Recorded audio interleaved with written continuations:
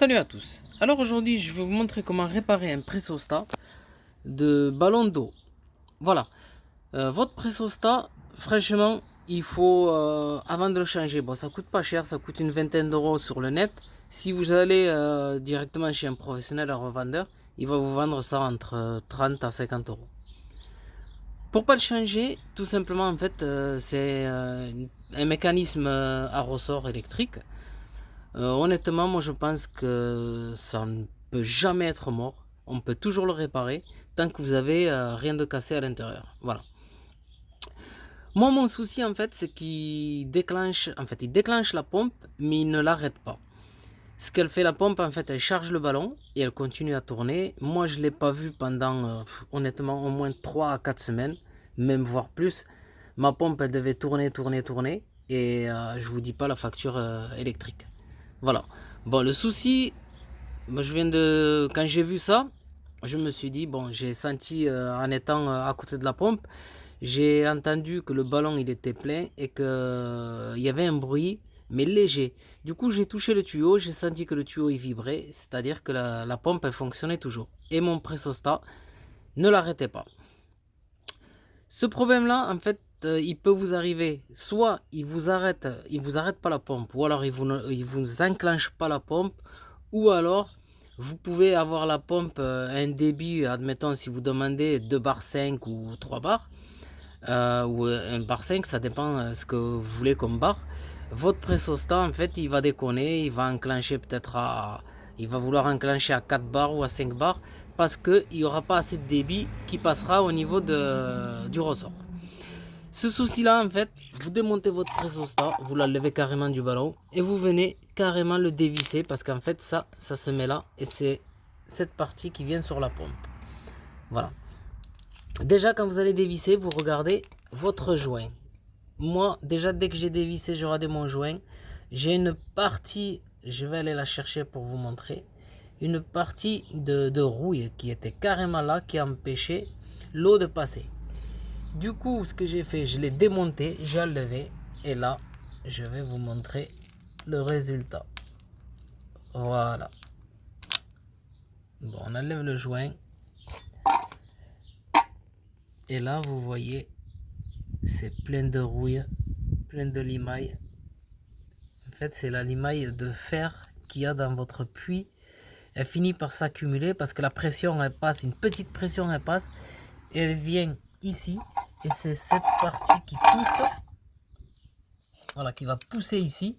Et qui va faire déclencher le système électrique pour que votre pompe, elle s'allume ou elle s'éteint. Voilà. C'est cette partie-là. Du coup, si vous avez ici que c'est bouché, en fait, que ça va devoir pousser sur le joint pour que ça pousse, si c'est bouché, ou alors tout simplement si c'est bouché ici, ben ça ne fonctionnera pas, ou ça fonctionnera mal, ou alors je sais pas du tout quoi vous dire. Moi, comment j'ai fait pour découvrir ce souci là? En fait, j'avais ma pompe qui s'allumait et que quand j'allumais le robinet d'eau, en fait, elle s'allumait. D'un coup, elle coupait. Ça, c'était au début. Elle coupait. Et là, j'avais plus de jet d'eau pendant 30 secondes. Et quand le jet il arrivait, il était très très fort. Franchement, ça poussait vachement. Et tant que je laissais ouvert le robinet, j'avais le même jet, la même puissance du jet. C'est-à-dire que la pompe, elle était tout le temps en fonction. Dès que elle s'enclenchait, elle restait tout le temps en fonction. Elle ne coupait pas. Voilà.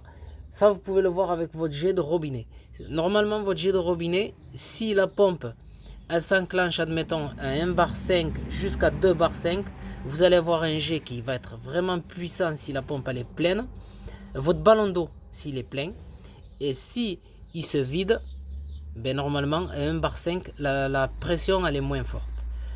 Voilà, j'espère que cette vidéo quand même pourra vous aider à régler un peu de problème au niveau du ballon d'eau. Parce que c'est pratique, mais ça peut vous revenir cher. Franchement, au niveau électrique, ça peut vous revenir très cher. Moi, je sais même pas combien de temps que c'est comme ça. Je vous dis 3 semaines, peut-être un mois, mais voire même plus. Ça, je regarde pas, moi, la consommation, mais je le verrai en fin d'année. Bon, du coup, je viens de nettoyer. Comme on voit ici, j'ai gratté au tournevis. avec ce petit tournevis.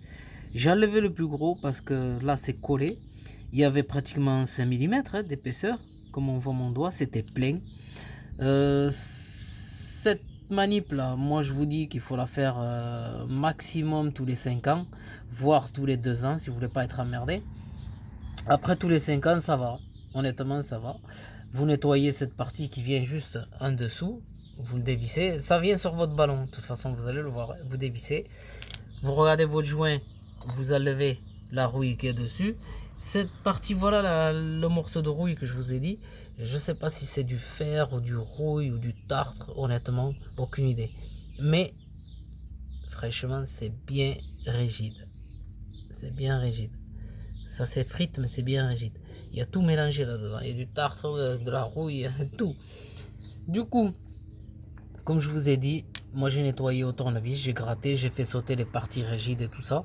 J'ai mis un coup d'eau, j'ai nettoyé le joint. Là je vais remonter et je vais aller tester. Normalement ça devrait fonctionner. Voilà, j'espère que cette astuce pourra vous aider quand même à réparer vos pressostats sans les changer, sans les acheter. Parce qu'honnêtement, moi je pense qu'ils ne s'abîment pas. Si jamais vous voyez qu'ils ne s'enclenchent pas partie électrique, ben, il faut démonter ici. Et si jamais moi il ne s'enclenche pas en partie électrique, je referai une vidéo pour vous montrer comment on fait. Ben, je vous souhaite une très bonne vidéo à tous.